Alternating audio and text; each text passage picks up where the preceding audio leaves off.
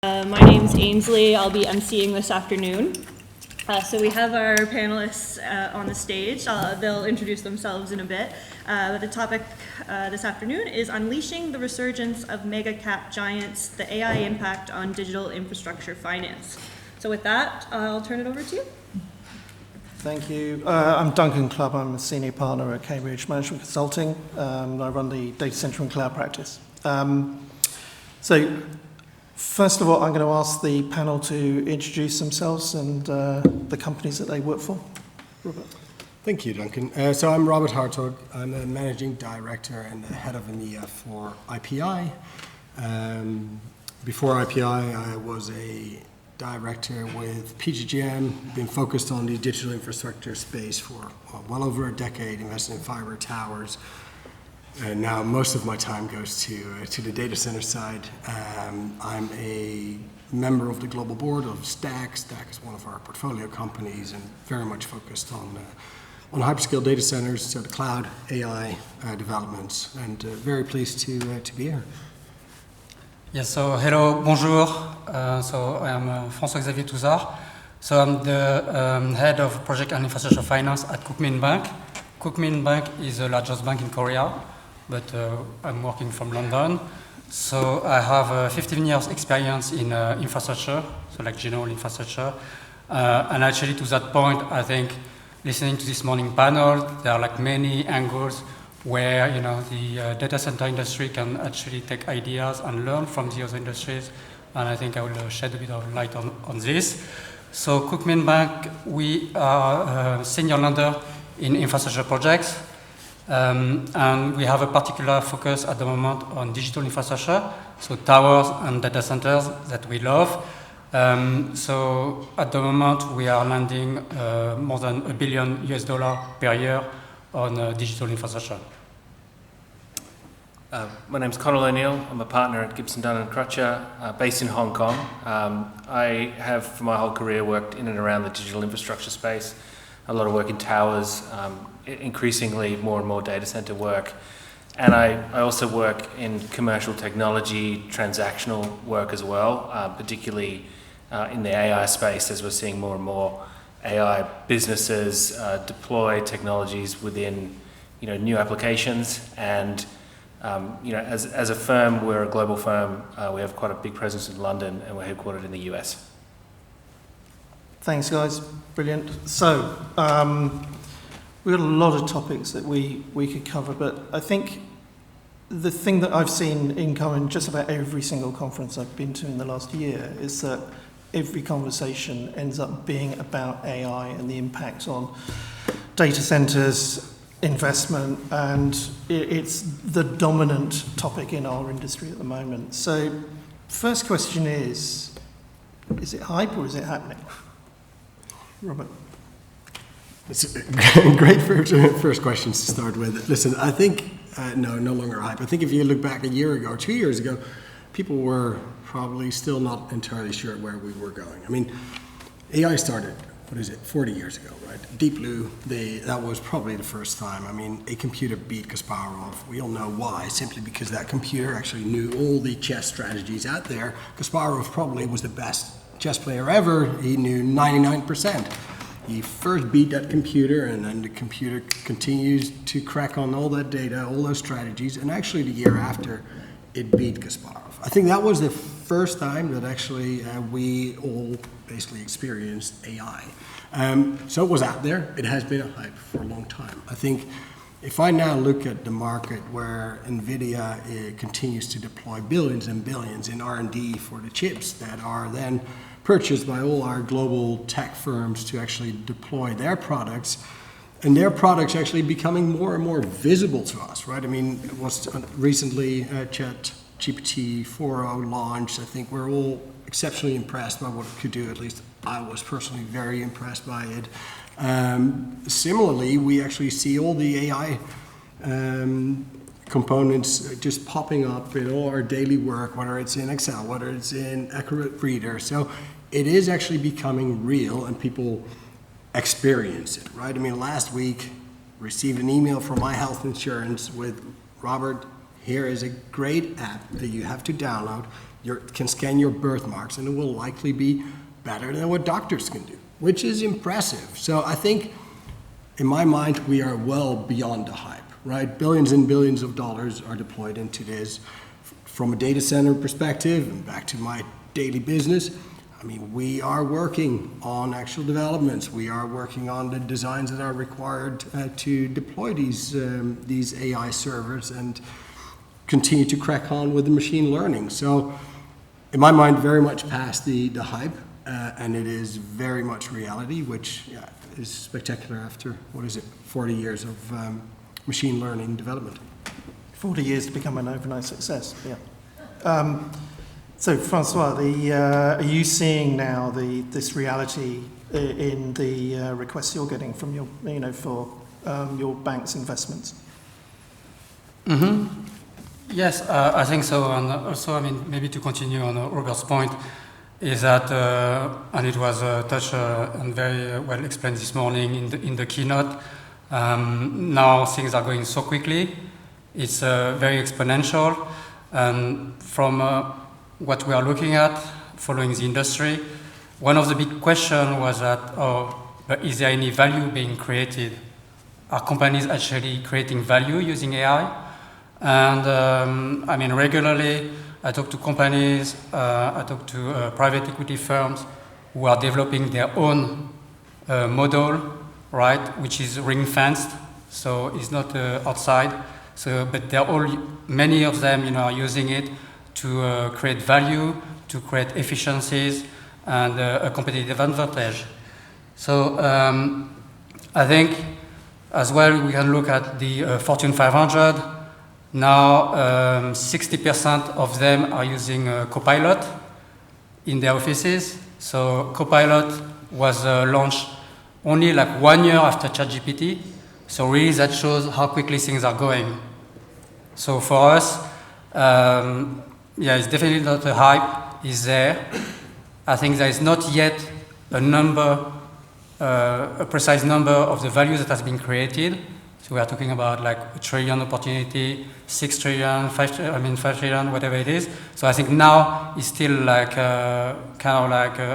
undefined how much exactly is the value that has been created to date, but there is definitely a lot of value, and people who are using it are seeing this value and are investing even more.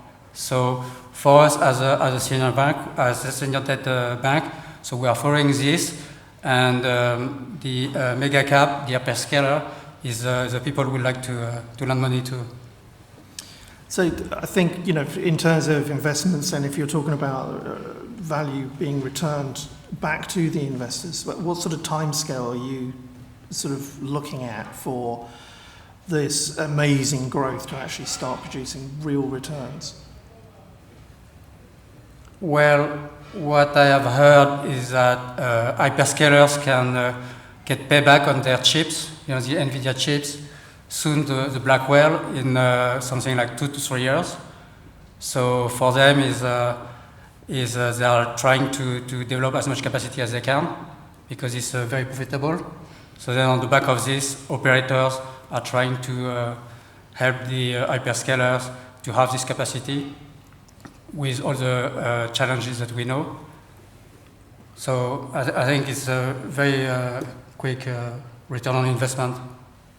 Yeah, I think where you're maybe driving at, Duncan, I think that you do see that timelines are extending, right? I mean, we all know, and I'm sure it has been discussed multiple times today, but there's definitely concerns, right? The world is no longer making any additional land. Power, we are actually creating new power. Thank goodness, all green electrons, but it is not going fast enough. So that basically takes that the development timeline for the data centers that ultimately facilitate indeed these great Blackwell chips and all these servers, the development timeline is getting longer. And actually that's where you see indeed specialized funds stepping in, being strategic, acquiring sites, making sure that power is available to actually ramp and facilitate what were hyperscalers initially or cloud providers initially. I mean, we see that the same cloud providers are now also actually expanding on the AI side, and that they can actually continue rolling out their products. Because to Francois' point, for them, investing all this capital into these chips and into these servers, it is important that they actually make money on their investments and that they actually do get their returns for their shareholders. So I think the industry, the data center industry, but also the fiber industry, I mean, it's the responsibility to actually facilitate that growth and make sure that that return on capital is indeed properly addressed. That's some really good points, and I think power, we're definitely coming back to that in the near future. First of all, Conor, though, I'd like to understand from your side of the world, how are you seeing things developing? I guess if you look at Asia Pacific as a region, where there's obviously geopolitical challenges in terms of potential trade regulation and other things that might be impacting adoption of some of these technologies. But we are seeing a significant amount of investment in the infrastructure that's being built to ultimately facilitate this sort of training and the developments of these technologies in region. We've seen LLMs been developed for specific like Southeast Asia, for example. There's LLMs trained on languages in Southeast Asia, so we're seeing investment across the region. I think one thing that sort of jumps out to me is, if we think about the hype cycle where we are, regulators are starting to take notice. So as soon as regulators start to take notice, they realise that this is something that is attracting a lot of attention. And I think we can't underestimate the potential for regulation to stifle some of the development. And there are different schools of thought on how that's to be done across the world. Some countries, for example, Japan, Singapore, are taking a very pro-AI stance, looking to really bolster the industry, light touch regulation. Some, like the EU, are focused on kind of more omnibus, horizontal, sector agnostic regulation, which is focused on harm minimization. And that is something that should be taken into consideration when financing these projects. Where is the regulatory setting appropriate for what you're trying to do?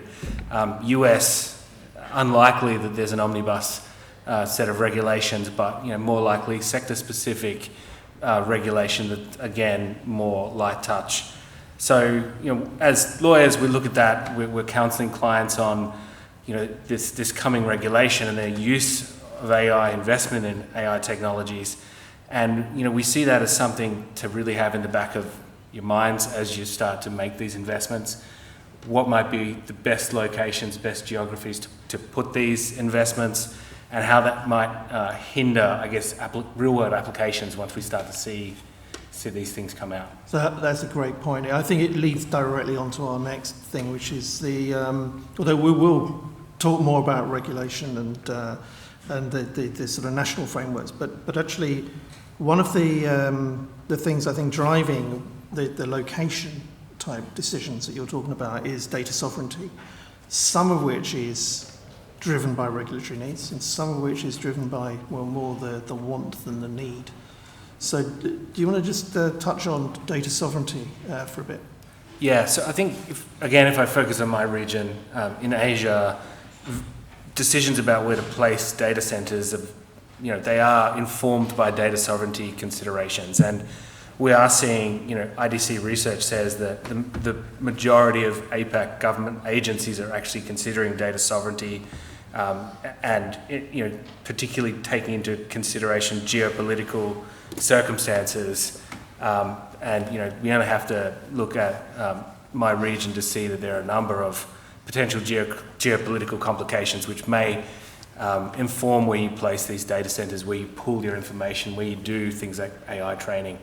The regulation in different markets on the data privacy side also reflects that conservatism. Some countries very much view data as a state asset. They want it to stay within country. Their laws are designed to, essentially localize the information in country. Others are more international, more, following mechanisms that we have in the EU, such as, standard contractual clauses to enable cross-border data transfers. Singapore is a good example. So it's definitely in a region as complex as Asia Pacific. It's a really big topic. Yeah. And I think it's similar in Europe, right? I mean, when we started IPI, and it was started in the US, we rolled it out, and we had the conviction that the same trends that we were seeing there in the early phases of the cloud were actually coming over to Europe. And then when we set up Europe, we at inception obviously realized there's no one Europe, right? I mean, it's 27 countries, 27 languages, 27 different cultures probably, and 27 governments. And I mean, even setting aside the GDPR considerations and the privacy considerations, I think it is unlikely, and it's the same on APAC, that any government, which are often the initial users of cloud products, would actually deploy their cloud outside of their own borders, right? So I think we, when going into Europe, indeed realized that in order to create something that is pan-European, you actually need to take that global strategy and roll it out on very local execution, and that's GDPR is playing a role there. Overall government sovereignty considerations are playing a role. And also, I think, where we've seen in the US, indeed, large regions being deployed in regions like Northern Virginia or Silicon Valley, I think just given that 27 country perspective, given that government perspective, but also given the power considerations, we do definitely, like APAC, see a more scattered deployment profile in Europe. And ostensibly, it sounds like it's creating more opportunity for investors rather than just taking a big pie and chopping it into small pieces. Yes, I'd say it offers lots of opportunities in multiple geographies, which is fantastic. I think ultimately the cloud usage will, or at least I believe that it will follow similar patterns, right? Where very GDP dependent on how cloud is actually ultimately deployed and used. Yet in Europe, I think you'll see different type of cloud zones, and so you'll see similar expansion activities, but in multiple locations. Mm-hmm. Yeah, so I think it will create a lot more opportunities in the smaller centers, like the tier 2 and tier 3 geographies. And again, I'm going to refer to the keynote of this morning, which was really excellent. If you remember the slide, which was showing the very increasingly exponential pace of innovation and innovations. So it started very slow. So if I remember, it's like invention of the tool or something was a very long time ago, and then accelerate the fire and so on. And if we stand back and we take the perspective from the government nowadays, they are like so overwhelmed. The world has become so complicated, and is the pace of change as well keep accelerating. So they have so much on their plate, geopolitical, the balancing the society, I mean, many things. And now there's AI on top, right? So, and they have to figure out, what is at play. They feel that it's highly strategic, but they are trying to find a way to make it reasonable and control it in their perimeter. And then, like Robert was saying, in Europe, it's true, you have like the sovereignty, and then on top you have the EU, and it doesn't make it easy. So it's very long to take any decision, and for sure, I think for our industry, this is not compatible. So in line with some of the things that were mentioned this morning, I think the top players need to be very proactive and try to engage. They should not be waiting for the government to try to discuss with them, but they need to try to establish this framework that will be a strong foundation. Otherwise, what will happen is that let in the party, the government will realize that they are not happy. And for instance, if you take planning permission and grid management, so then it happens in Dublin, where they say, well, actually now, no more data center in Dublin, you see, because I think the situation was not managed properly before. Which brings us nicely onto our next topic, which is to talk about not just the availability of power, but also the pricing and the, what specialists call carbon intensity. So, do we think that the big investment decisions are going to be driven by energy pricing and the quantity of renewable energy being available?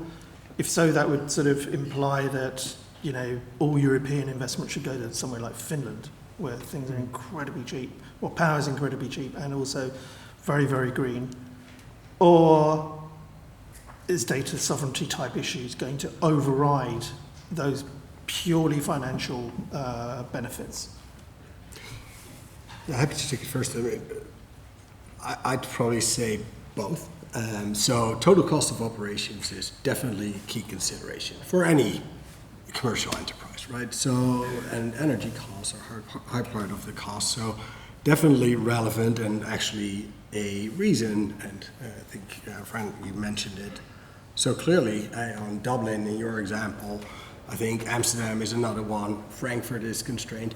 I think ideally people would continue to roll out and expand in those existing regions. Yet, given the lack of power, they actually need to move, so they're partially pushed out. So there are new regions are being created, whether it's in Madrid, whether it's in Milan, whether it's indeed in the Nordics. And I think all of these facilities have different purposes and serve different purposes. So where I could definitely imagine that very large, and let's, if we focus on this topic, on the AI side, where large AI deployments could probably function very well in the Nordics, where power is available, where power costs are relatively low, and where therefore the total cost of operation for a machine learning facility are lower. Yet then at some point, that also needs to be pushed towards, well, whether it's the edge, but towards the metros, right? Because ultimately AI isn't the product. We at least see AI as a horizontal that is basically deployed over various software products, and Adobe or indeed Copilot are great examples.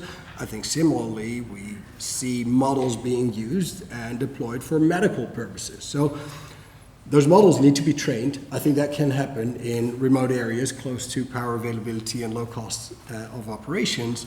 But then ultimately there needs to be an expansion as well, closer to the metros where the eyeballs are already established. And that's where I think cloud will continue to roll out. And I think AI therefore is a step function both on that lower cost area as well as to the metros. Everyone who knows me knows I will always manage to get the conversation around to the edge, but we'll come back to that in a minute. Thank you for helping there. But just on this one, so we are seeing the trend that people like to set up in the Nordics where there is abundant cheap power, so which is great for sustainability. I mean, I think if we look at the capacity, I mean, this is not limitless either. And also you have intermittency with renewable generation, unless it is power. So, I mean, there will be a lot of growth, I think, for the medium term, and Oslo is predicted to become bigger than Dublin at some point. But then, I mean, to Robert's point, definitely, and also with considering data sovereignty, people will need to create probably their own capacity that goes with the data center. So in the past, hyperscalers have been leading in terms of usage of renewable energy, right? So they signed a lot of PPAs, Google, Microsoft, Amazon, and so on. So I think that's the way forward. And also many people are looking at like clean source of energy, such as even like SMR, so the small modular nuclear reactor, or even hydrogen. So there's a Korean company called SK Eco, so working in Ireland to create the first hydrogen fuel cell data center. So I think, yeah, it needs to be more going this way. And I was looking for a quote, but I didn't have enough time, so I'll quote Spider-Man, who says, with great power comes great responsibility. And I think it's really what is important here for hyperscalers, is like so much power, so much strategic importance that I think, you know, comes great responsibility, and they have to do like good things. And I think the strapline of the conference is, I mean, there's equitable action. building alliances for equitable action. So I think they really need to try to do this, to play outside of their role, which is corporate, but trying to be really like an ESG player, and building generation. So instead of being a consumer, they can become a power producer, and that can have like a really a great role in the energy transition, because most of you will know that we are falling quickly behind the net zero target, and that can be a way to really play a key role and help in this, and for instance also alleviating the grid, right, by creating and arranging zones that would be like coordinated data center hubs.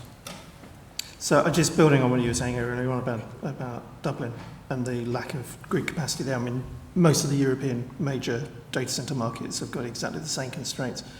But Conor, I was going to ask you, you know, you've got different sort of problems in the Far East. Mm-hmm. Singapore, we know, is basically chock-a-block. Very difficult to do anything there, but there are other opportunities, presumably. Yeah, I think one thing to point out, you know, when you look at Asia, power price is less of a constraint as power access. And one of the difficulties is differences in regulation, the ease of access, you know, to obtain things like renewable power. The regulatory setting doesn't make it easy for operators to, you know, get access. We've seen in Singapore, you know, a lot of development. At one point there was a moratorium on new projects, essentially no power available, and that's caused a shift into Johor Bahru, just across the border in Malaysia, which is now sort of a new hub for hyperscale projects. I would expect to see more of that happen around the region. It's interesting because places like Singapore, city-states are investigating, you know, cables from Australia and other places to pipe power in to address the demand, but those aren't really getting off the ground. I think we're starting to see more hubs develop, and data sovereignty considerations are actually taking a bit of a backseat from power at the moment. You know, Malaysia is considered sort of the next big opportunity for, you know, the Singapore market. Excellent. Okay, so I'm just going to drag us back to the edge. The whole AI infrastructure is based on, at the moment, building out very, very large training engines, and that's understandably where a lot of people's focus has been. But actually, it's only part of the picture. There's going to be an awful lot of inference going on at the edge, which is going to require potentially low latency connections, deployments to areas where we don't currently see data center infrastructure or digital infrastructure being deployed. Specifically, you know, maybe into areas where manufacturing and industrial sites are more common. So in terms of the opportunity for investors, is this becoming a reality? Is the edge becoming of interest? Yeah, are we still sort of years away from focusing on that part of things as opposed to the big training engines? Yeah, as I alluded to earlier, I think that in order to have AI becoming a effective horizontal, it requires both. Yeah. So, and it is something that we've also seen in the past with cloud deployments. So we did have large cloud facilities, yet those need on-ramps in heavily interconnected facilities as well. So there were always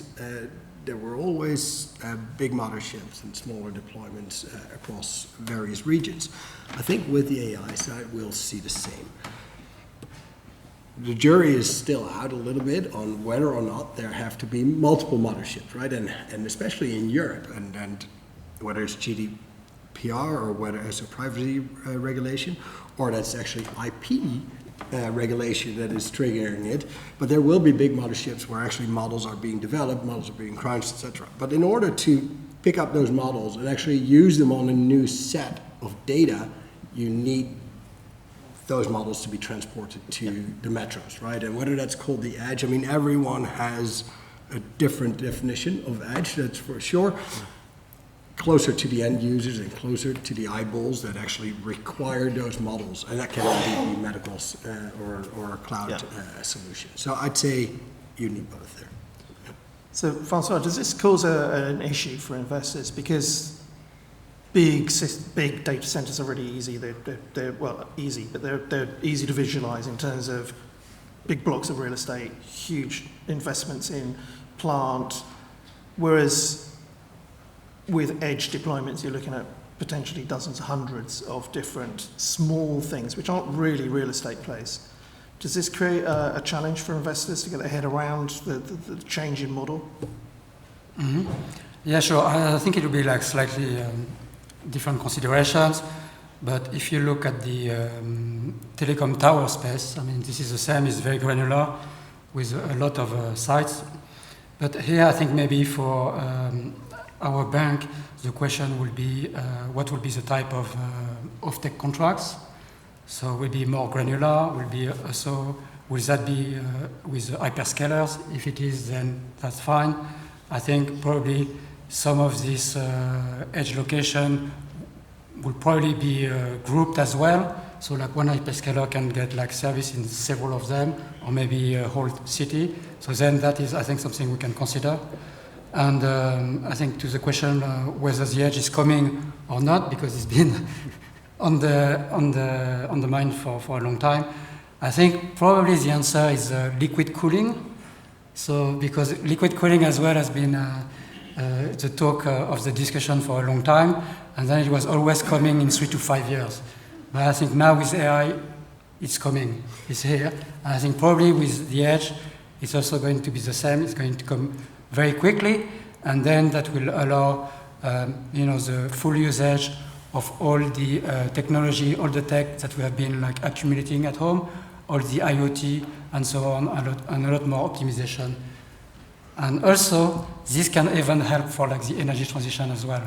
I think for grid management, capacity management, and so on. I see it as a largely sort of application architecture dependent concept. Whether or not edge is suitable for a use case really depends on the specific use case. But I would start to see, more real-time interaction with AI services maybe driving that. And I do think you mentioned towercos. There's a big role for the towerco and the fact that they're holding, the radiating equipment of these networks, right, and the opportunity for very low latency communication at the tower sites. I think that's a potential area for edge. Right now, when we talk about edge, often, the clients that we work with refer to edge as, older facilities that you might buy from telecoms companies, utilities companies that are, being monetized, and they're not necessarily suitable for hyperscale, but they are suitable for smaller deployments and potentially strategic from a geographic perspective and connected into the subsea cable and other key connectivity points that are needed. So, but I do think as we start to see more and more applications that are where we're interacting and latency becomes more important, that we will see more of those sorts of deployments. Couldn't agree more. Yeah, okay. Absolutely.